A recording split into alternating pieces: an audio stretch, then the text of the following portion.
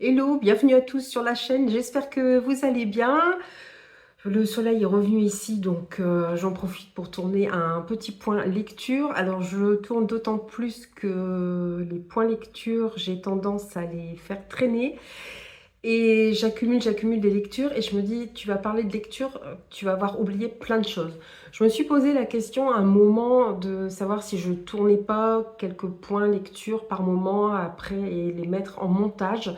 Je sais que Séverine de Il est bien ce livre et Manon Vibration littéraire en avaient parlé. Pour finir, elles ne l'ont pas fait. Moi, je me pose sérieusement la question. J'aime pas faire des points lecture à chaud. Mais j'aime bien quand même qu'il n'y ait pas trop de distance. Malheureusement, c'est un peu le cas parce que j'ai pris beaucoup de retard.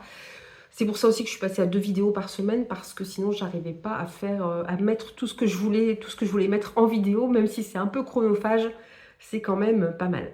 Sinon, je peux vous faire un point lecture sur One Piece en ce moment, sur Naruto et même sur des revues de foot. Voilà, ça c'est tout ce qui traîne sur la table basse, qui sont à mes enfants.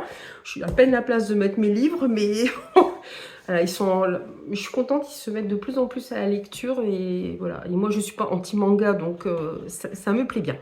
Mais on va revenir, nous, à notre point lecture. Alors je vais commencer par un roman policier, je les prends dans l'ordre de lecture tout simplement. À part une duologie, là je les ai mis ensemble. Donc c'est Sans laisser d'adresse de Pierre Molina aux éditions M+, dans leur nouvelle collection noire.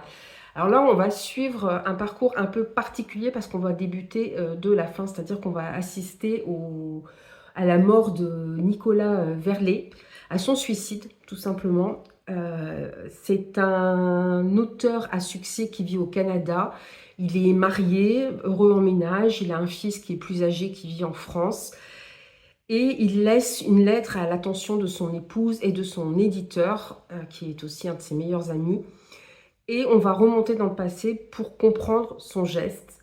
On va revenir en France. On va presque avoir 3 temporalités, ou du moins 3 récits différents. Celui du personnage de Nicolas, celui de ses parents et celui de sa mère biologique. Puisque voilà, on apprend au fur et à mesure de l'histoire que, enfin je vous spoil pas trop parce qu'on le sait très rapidement, vous savez que j'aime pas spoiler les gens moi, donc je fais très attention, mais voilà, on apprend à découvrir la vie de ses parents, sa mère biologique, on ne sait pas trop pourquoi, c'est pas elle qui l'a élevée d'ailleurs, tout ça fait partie de l'histoire. Et c'est assez fracassant comme roman parce que voilà, on sait que cet homme se suicide, on se demande pourquoi et il y a toute une histoire familiale qui est très dramatique et c'est dur, c'est poignant, on s'attache beaucoup au personnage et ça va très loin, c'est-à-dire que la folie, la maternité ou le manque de maternité, on peut se rendre compte jusqu'à quel point ça peut pousser les gens à commettre des actes irréparables et c'est ce qui explique voilà, le suicide de Nicolas. Et voilà, c'était très bien construit puisqu'on commence par la fin et on va essayer de comprendre le geste de Nicolas. Pourquoi lui qui a tout dans la vie, d'un seul coup se suicide et voilà, on va peu à peu comprendre son geste. C'est un roman qui est très bien construit parce qu'on est vraiment happé dans l'histoire, même si voilà, on connaît la fin, on est quand même happé par le récit et on a envie de savoir ce qui lui est arrivé et pourquoi il a commis ce geste. Ensuite, j'ai lu, alors là on est plus dans de la littérature, je dirais contemporaine blanche. C'est un tout petit roman de chez Rajo, c'est Le pays de rêve de David Diop, qui m'avait été envoyé en service presse. Celui-ci aussi d'ailleurs était un service presse des éditions M+. Voilà, donc on va suivre cette jeune fille. Alors, on voit ici, j'aime beaucoup le dessin parce qu'il me posait beaucoup de questions, ce dessin. Bon, ça s'appelle Le pays de rêve, donc on se dit, tiens, elle rêve effectivement. Est-ce qu'elle rêve d'un ailleurs? Est-ce que c'est une personne qui l'aide? Et le dessin va prendre toute sa signification à la lecture de ce livre. Il est vraiment tout petit, hein, il fait une 50aine de pages. C'est de la lecture young adulte, alors pas jeunesse parce qu'il aborde quand même des sujets pas faciles, puisque on est dans un pays au nom indéterminé. Bon, on se doute que c'est un pays en guerre, certainement l'Afrique. En tout cas, on apprend que Rêve, c'est le nom de la jeune fille, tout bébé a perdu ses parents qui ont été assassinés par des gens qui préfèrent tuer plutôt que de cultiver la terre. C'est à peu près comme ça que c'est dit dans le texte. C'est dit plus joliment, mais voilà comment c'est expliqué. Et elle est recueillie par sa grand-mère et ils sont obligés de se réfugier dans un bidonville. Et Rêve va grandir et va devenir une très belle jeune fille, ce qui fait que sa grand-mère va la surprotéger, elle la déguise en garçon, elle lui met des couches de vêtements, elle l'empêche de sortir le jour, elle ne sort que la nuit pour aller fouiller les poubelles pour manger. Voilà, c'est des conditions très très dures parce qu'elle sait que si Rêve tombe sur des hommes, ça pourrait très mal se passer pour elle. Il y a énormément de poésie malgré tout dans ce roman, dans la façon dont c'est décrit. Voilà, il y a pas de très grandes phrases. L'auteur va quand même droit à l'essentiel, droit au cœur, je dirais, pour expliquer ce que ressentent la grand-mère et sa petite fille, puisqu'il y aura aussi voilà, des dissensions entre les deux. Et aussi le rêve de Rêve, tout simplement, qui a envie d'un ailleurs. C'est quelqu'un de jeune, effectivement, elle est encore porteuse d'espoir et voilà, il va lui arriver d'autres choses. C'est vrai que pour un court roman, il lui arrive quand même beaucoup de choses. Et tout ce qu'on espère à la fin du roman, c'est le meilleur pour elle, tout simplement. Mais voilà, je vous conseille, il est vraiment très court. Bon, du coup, il n'est pas très cher, il est à 5,10 €. Il est vraiment, vraiment très bien. Toujours en service presse, j'ai reçu La Voix des Pierres, tome 1 et 2. Alors, c'est une trilogie, le troisième est en cours d'écriture pour le moment. C'est de Sierra Toussaint. Donc, le tome 1, c'est La Pierre de Feu. Et le tome 2, qui est beaucoup plus gros, c'est La Pierre de Vie. On va suivre 5 personnages, Sétis, Elka, Ruben, Ascan et Soram. Je lis les noms sur la quatrième de couverture parce que je n'arrive plus à retenir les prénoms. Alors, c'est des personnages qui au départ ne se connaissent pas. Nous sommes dans un monde de fantaisie où les humains sont de moins en moins nombreux, ce qui fait qu'il y a une mise en place des fêtes de la fertilité très régulièrement pour qu'ils puissent tout simplement avoir des enfants. Donc on a un système à ce niveau-là qui est très libre, c'est-à-dire que vous pouvez vivre en couple, vous pouvez être célibataire, et ces fêtes de la fertilité se font dans un contexte de volonté, quoi. Vous n'y participez pas si vous n'avez pas envie d'y participer. Vous y participez avec la personne dont vous êtes amoureux, si vous avez envie de participer avec la personne dont vous êtes amoureux. C'est consenti, il n'y a pas d'obligation à participer à ces fêtes. Donc, bien sûr, le maximum est fait pour que les gens y participent le plus possible. Il y a voilà, une certaine liberté, mais ça reste consenti. Donc ça, j'ai trouvé que c'était très bien. Par contre, à côté de ça, ils sont sous la tyrannie d'hommes de pierre. Alors, les noms des hommes de pierre, les Mumaraï. Voilà, ils sont constitués de pierre et c'est eux qui dirigent un peu ce monde. Et au moindre être humain qui dévie un petit peu du sentier, il se fait tout de suite arrêter. Il y a aussi un interdit qui est carrément un tabou, mais quelque chose que les gens entre eux, d'ailleurs, oui, ils le vivent comme un tabou, comme quelque chose de révoltant, de répugnant. C'est-à-dire qu'il y a 2 espèces humaines. Alors c'est pareil, je vais vous rechercher les noms sur les Inaris et les Kiali. Et alors, s'ils peuvent très bien discuter entre eux, ils n'ont pas le droit d'avoir de relations ensemble et surtout pas d'enfants. On ne sait pas pourquoi il y a cet interdit, mais c'est vraiment un véritable tabou, au point que même nos personnages principaux, nos héros, vont le vivre aussi comme un tabou, vont détester ça. Or, parmi leur groupe, évidemment, il y a une jeune femme qui est le résultat d'une union entre ces 2 espèces humaines. Alors normalement, ils sont souvent abandonnés, ils sont repérés à la naissance par les hommes de pierre, donc on ne les revoit plus, et ils sont condamnés à plus ou moins long terme à mourir parce que soi-disant qu'ils auraient des maladies. Alors c'est vrai que l'héroïne, sans mêler, a certains stigmates, notamment des traces sur le dos, mais à part ça, elle vit très bien. Donc voilà, la question se pose un petit peu de cette interdiction. Elle est recueillie par Ruben, qui est un guérisseur, qui a lui aussi beaucoup de raisons de craindre et d'en vouloir au Murmaraï. Dans le même temps, on va suivre, alors j'essaie de ne pas me tromper dans les prénoms, c'est Elka, je crois, qui fuit avec son compagnon, les Mumaraï, puisque elle a des soucis, c'est-à-dire que elle s'évanouit, elle peut avoir des convulsions. Alors c'est vrai que ça s'apparente à... Moi, ça m'a fait penser à des crises d'épilepsie. Il y a un autre personnage comme ça aussi qui souffre du même mal de façon plus importante. Il est en prison et là, il va faire la connaissance d'un autre personnage. Voilà, ils sont pris de convulsions et ils vont tous se rencontrer, ces différents personnages. Et voilà, ils vont se rendre compte que voilà, il y en a déjà 2 sur 5 qui sont pris de convulsions, que quand ça arrive, Cétis, la jeune sans mêlée, elle aussi s'évanouit. Donc on se doute qu'il y a quelque chose qui les lie. Le troisième homme, lui, porte un médaillon avec une pierre assez étrange autour du cou. Et ils décident, en fait, quand leurs chemins se croisent, alors pour des raisons différentes, de partir ensemble. Alors, l'une veut se ranger des murailles, les 2 autres veulent se mettre à l'abri, et puis, celui qui est porteur de la pierre veut connaître ses origines, puisqu'il n'a pas connu ses parents. Et bien sûr, ils sont tous liés d'une façon différente, et les relations vont se lier entre eux aussi. J'ai beaucoup aimé l'univers qu'a créé l'autrice, parce qu'il est bien construit, il est clair. Voilà, il y a une certaine liberté de vie et en même temps, il y a ce tabou qui est assez quand même prégnant et très inquiétant et qui est absolument redoutable pour les habitants de ce monde. Et en même temps, on suit les dieux qui ont créé ce monde. Alors, il y a 3 dieux principaux et il y a des dieux secondaires. Alors, ce que j'ai trouvé génial aussi, l'autrice a vraiment fait un travail formidable. C'est-à-dire qu'elle a fait une superbe carte comme ça dans les 2 volumes.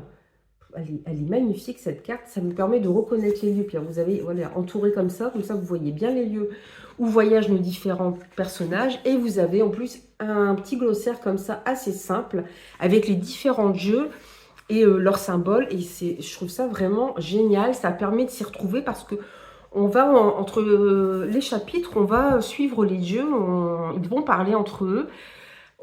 C'est eux qui ont créé ce monde, on sait que c'est eux qui l'ont créé.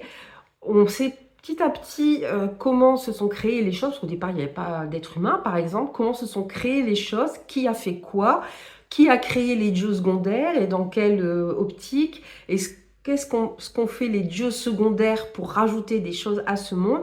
Et surtout, on se demande ce que ces dieux veulent à nos 5 personnages, puisqu'ils les suivent de près. Alors, ils n'ont pas tous des intentions bienveillantes, loin de là. Il y en a d'autres, on se dit, bon, ils ont l'air bienveillants, mais en fait, est-ce que les humains sont juste des instruments pour eux, pour atteindre un but, on ne sait pas lequel. Voilà, c'est assez passionnant de suivre ces 5 personnages auxquels on s'attache beaucoup parce que ils ont vraiment des caractéristiques vraiment très humaines, c'est-à-dire que ils peuvent être bons et bienveillants par moments, ils peuvent être sous le coup d'interdits qu'ils s'imposent à eux-mêmes, ils peuvent être égoïstes, ils peuvent être colériques, ils peuvent en vouloir aux uns ou aux autres. Mais il y a une très belle évolution aussi dans le tome 2, dans la mesure où il commence à se poser des questions sur cet interdit voilà, de relation entre les 2 espèces humaines. Il commence à se poser des questions, notamment vis-à-vis de Cétis, qui est une sans-mêlée. Personne ne le dit, elle cache la couleur de ses cheveux, parce que la couleur de ses cheveux est aussi représentative du fait qu'elle est sans mêlée. Elle cache les stigmates qu'elle a dans le dos, mais il s'en doute quand même, à force de voyager avec elle, mais personne ne dit rien. Voilà, on reste dans le tabou, personne ne dit rien, jusqu'au jour où ça va être découvert. Et là, il commence quand même à se poser des questions, en se disant, mais ouais, mais pourquoi c'est interdit? Pourquoi on fait du mal à ces enfants? Voilà, il y a une belle évolution, je trouve, des personnages dans le tome 2 et c'était vraiment très prenant et j'ai beaucoup aimé voyager avec ces différents personnages. J'ai hâte d'avoir le tome 3 parce que ça prend une ampleur beaucoup plus importante parce que vous vous doutez bien qu'avec cet interdit entre les 2 espèces, il y a un moment où ça va pas le faire, où ça va glisser. Parce que bon, on est quand même face à des êtres humains qui sont ensemble, qui, je vous dis, peuvent avoir des réactions négatives, mais aussi des réactions plus positives et des relations d'amitié, d'amour. Voilà. c'est un peu plus complexe et effectivement beaucoup de questionnements sur ces interdits. Alors ensuite, je vais passer à des romans que j'ai lus. J'avais fait un vlog sur ces romans qui sont des romans des éditions du Chat Noir, donc qui étaient spécialisés à la base surtout dans l'écriture de romans gothiques, horrifiques, fantastiques, voilà, qui va maintenant vers aussi un peu vers de l'urban fantasy, la sorcellerie. Et bon, ce qui est bien, c'est que souvent sur leurs livres, ils mettent les mots-clés, des sujets qui vont être abordés. Et le premier que j'ai lu dans le cadre de ce vlog, c'est Celui qui hante les bois de Don Kurtagish. Alors je prononce certainement très mal son nom. Ça ressemble un peu à un nom irlandais, donc il y a une prononciation assez spécifique. À moins que ce soit un pseudonyme, je ne sais pas trop. Donc là, les mots-clés sont fantastique, gothique et horreur. Vous savez à quel point j'aime le gothique. Je le répète assez souvent. Bon, pour ceux qui arrivent sur la chaîne, j'adore le gothique. Là, on est effectivement du gothique horrifique. Donc, c'est quand même un cran au-dessus de ce que j'ai pu lire au niveau gothique. Enfin, j'ai lu Dracula, voilà, j'ai lu des œuvres du 19e gothique, mais oui, qui sont horrifiques. Mais voilà, l'écriture a un petit peu vieilli, donc ça ne vous fait pas forcément le même effet. C'est pas écrit de la même façon, ça a un petit peu vieilli. Voilà, c'est comme si vous regardiez un vieux film d'horreur. Les effets spéciaux n'ont pas forcément bien vieilli et voilà, ça ne vous fait pas forcément très peur. Donc voilà, c'est bien d'avoir ce bagage-là quand on aime le gothique, de voir les prémices du gothique, ces œuvres majeures du gothique. Et c'est bien maintenant d'aller vers autre chose. Alors c'est vrai que j'en ai lu pas mal. Un des derniers que j'ai lu, par exemple, c'est Galante. On retrouve voilà l'idée d'une jeune fille qui se retrouve dans un manoir assez mystérieux où on lui cache des choses, où il y a des secrets, où sa famille ne l'accueille pas super bien, où il y a des secrets sur sa naissance. Voilà. Mais ça reste fantastique. Là, on est dans de l'horrifique. Je préfère vous prévenir, si vous n'aimez pas l'horreur, évitez de lire ce roman. Là, on va suivre deux sœurs, Scylla et Nori, qui fuient leur père, qui est un homme violent, et qui se réfugient chez leur tante, qui vit dans un manoir assez éloigné de tout et entouré d'une forêt très mystérieuse. Alors le combo parfait pour moi, demeure mystérieuse plus forêt inquiétante, c'était génial. Donc on va les suivre sur plusieurs années, parce qu'elles arrivent, elles sont quand même assez jeunes. Et on va arriver, alors la plus vieille va avoir dans les 15-16 ans, je crois, quand on va être des années plus tard. Et il arrive quelque chose à leur tante. Et là, ça va commencer à partir en cacahuète. Alors, on a aussi des flashbacks sur ce qui leur est arrivé avant à ces deux jeunes filles, avec leur père, avec leur mère. Puisque c'est leur mère qui est la sœur de leur tante. Le début commence aussi, le prologue, on suit les trois sœurs, donc la tante des deux héroïnes, leur mère et leur troisième sœur, et ce qu'elles font dans la forêt. Elles font quelque chose dans la forêt qui va avoir bien sûr une incidence très importante. On est vraiment dans de l'horrifique, c'est-à-dire qu'on entend des grattements bizarres la nuit, c'est-à-dire que la forêt est tellement inquiétante que les jeunes filles n'osent plus aller dedans. Il y a un jeune homme qui apparaît dans l'équation, on ne sait pas trop d'où il sort. Par moments, ça m'a fait penser aux autres, le film avec Nicole Kidman. Je ne vais pas vous en dire trop pour ceux qui ne l'ont pas vu, mais bon, c'est juste l'atmosphère, hein. Après, c'est complètement différent. Vous ne faites pas non plus d'idées. Parce que là, sinon, ce serait comme si je vous spoilais toute l'histoire, hein, si vous connaissez le film Les Autres. Mais vraiment, ça m'avait pensé un peu cette ambiance-là, avec voilà, cette forêt dans la brume tout le temps, cette forêt inquiétante, ce domaine perdu. Et la forêt semble abriter des créatures un peu étranges que les deux héroïnes entreaperçoivent. Enfin, notamment la plus âgée, Cécilia, si je me souviens bien, la plus âgée. Et elle, ce qu'elle veut à tout prix, c'est protéger sa petite sœur qui a gardé des traces des coups de leur père, certains handicaps notamment. Et voilà, cette forêt se rapproche de plus en plus et de plus en plus inquiétante. Voilà, on a plein de passages, on se demande si l'héroïne est en train de rêver, si ce qui arrive est vrai. On se demande ce qui est arrivé à la tante, leur tante c'est Catherine, je crois, enfin il l'appelle Kat, tante Kat. On se demande ce qui lui est arrivé, on se demande ce que vient faire ce jeune homme dans l'équation. Voilà. Bon, on se doute au fur et à mesure de la lecture de certaines choses, mais la fin est quand même assez surprenante. Puis vous avez voilà, des jeux avec la typographie. Ouais, comme là, alors je vous montre pas trop pourquoi là c'est marqué arrête, arrête, arrête en gros comme ça. Donc c'est un peu flippant quand même. Vous avez des extraits, alors des extraits de journaux, alors soit de Scylla qui a écrit, soit d'une autre personne. Donc, ça met du mystère, par moment on ne sait pas dans quelle temporalité on est non plus. Donc voilà, donc un très bon gothique horrifique si vous aimez ce genre, si vous voulez le découvrir. J'ai lu aussi Miranda, qui est une novella de Nina Gorlier. Nina Gorlier, j'avais adoré Le Reflet brisé, qu'elle avait écrit aux éditions Magic Mirror, qui était une revisite de contes et qui était tout simplement géniale. J'ai vraiment eu un gros coup de cœur. Du coup, j'avais acheté cette novella. J'avais fait le dédicacé, d'ailleurs j'ai eu l'occasion de rencontrer l'autrice, donc j'étais très tentée de découvrir d'autres de ses romans. On va suivre une jeune fille, Miranda, qui vit elle aussi dans une maison pas très loin de la ville, mais quand même assez à l'écart de tout, entourée d'un grand parc, évidemment, donc assez isolé, et ça débute alors que sa mère s'en va.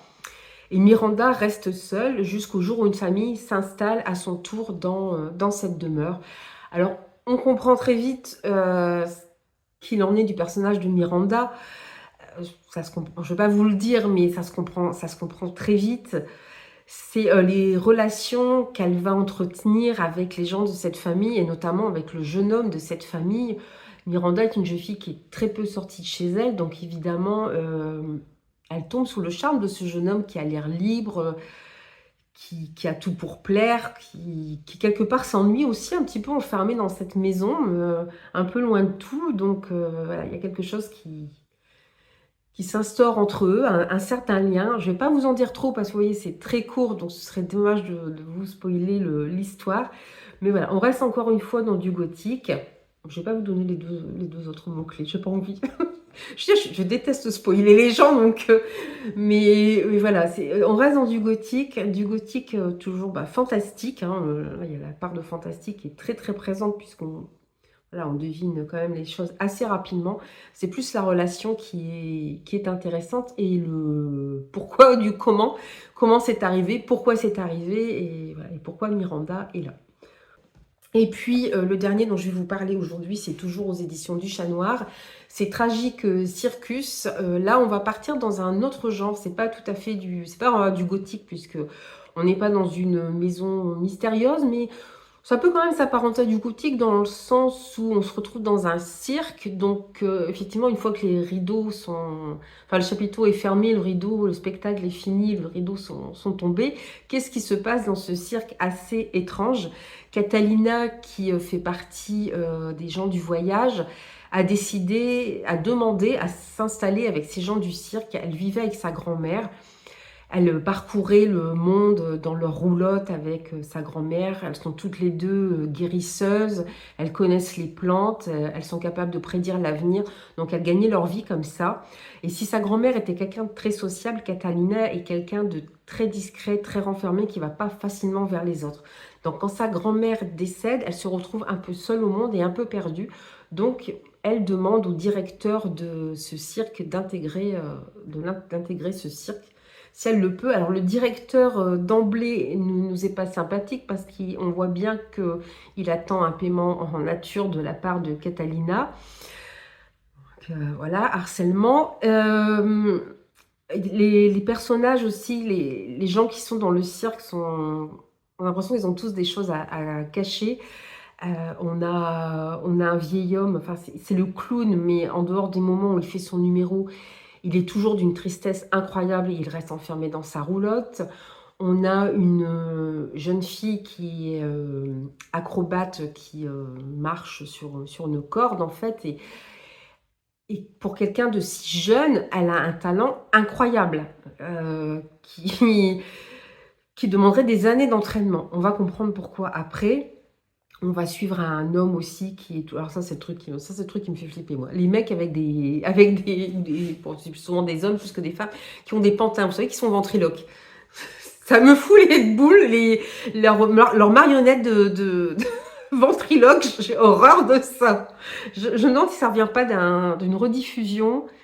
Quand j'étais gamine, ils rediffusaient les vieux épisodes de la 4e dimension. C'était les frères Bogdanov qui animaient cette émission, je ne sais plus comment elle s'appelait, j'étais vraiment gamine.